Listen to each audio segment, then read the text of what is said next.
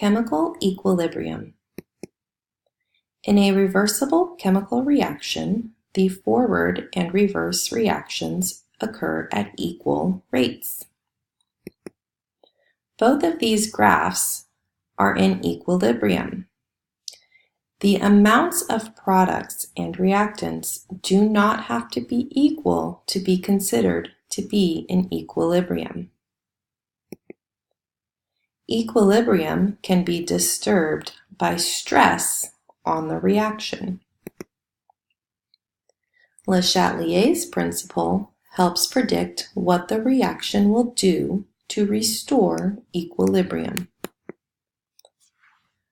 One stress that can occur is a change in the amount of a reactant. If you increase the amount of a reactant, it will cause a forward shift. A forward shift means the forward rate becomes faster, making more product and using more reactants to achieve equilibrium again. If you decrease the amount of a reactant, it will cause a reverse shift. A reverse shift means the reverse rate becomes faster, making more reactant and using more product.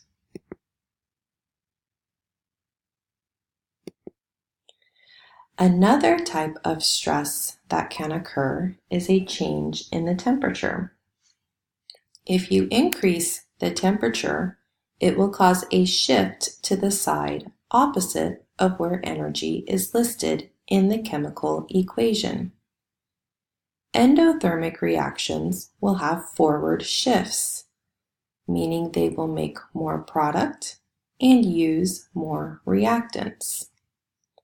Exothermic reactions will experience a reverse shift, making more reactants and using more product. If you decrease the temperature, a shift to the side in which energy is listed in the chemical equation will occur.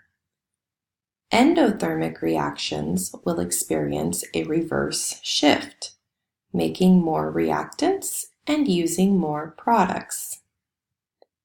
Exothermic reactions will experience a forward shift, making more products and using more reactants.